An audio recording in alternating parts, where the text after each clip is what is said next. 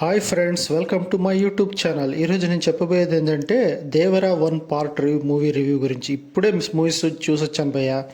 నాకైతే 23 years back Simhadri సినిమాని back చూసినట్లు అనిపించింది.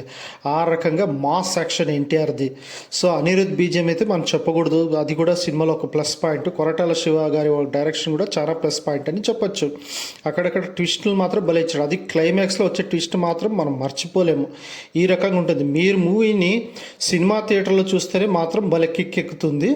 సో దయచేసి ఈ మూవీని సినిమా హాల్లో చూడండి.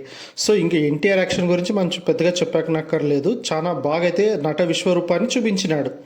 సో ఇక్కడ ఎక్కడ మైనస్ పాయింట్ అనేది లేనేలేదు. నాకైతే మూవీ ఎక్కడ బోర్ కొట్టలేదు. మీరు కూడా మూవీని ఎంజాయ్ చేయొచ్చు. ఎన్టీఆర్ అయితే యాక్టింగ్లో నట విశ్వరూపాన్ని చూపించినారు అని చెప్పొచ్చు. ఎన్టీఆర్ యాక్టింగ్ గురించి మనం ప్రత్యేకంగా చెప్పుకునక్కర్లేదు, చాలా బాగా చేస్తారు. సో ఇంకా సినిమాలో వచ్చేసి మొత్తం కథ అంతా సముద్రం చుట్టూ జరుగుతుందన్నమాట.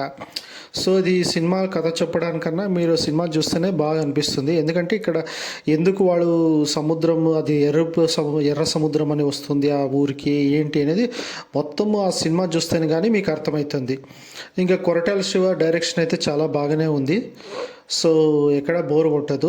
ఇంకా అనిరుద్ బీజింగ్ కూడా మధ్య మధ్యలో సినిమా బోర్ కొట్టే టైంలో అంతా కొంచెం బాగా పైకి లేపుతుందని అనిపిస్తుంది. ఇంకా దాంట్లో చుట్టుమల్లె సాంగ్కి అయితే కొరియోగ్రఫీ కానీ అనిరుద్ మ్యూజిక్ కానీ చాలా సూపర్గా వచ్చింది. సో మధ్యలో ఇంకా అనిరుద్ బీజిఎమ్స్ కూడా అక్కడక్కడ ఫైట్స్లో కూడా భలే దుమ్ము లేపినాడని చెప్పచ్చు. టోటల్గా చెప్పాలనుకుంటే సినిమా అయితే చాలానే బాగుంది.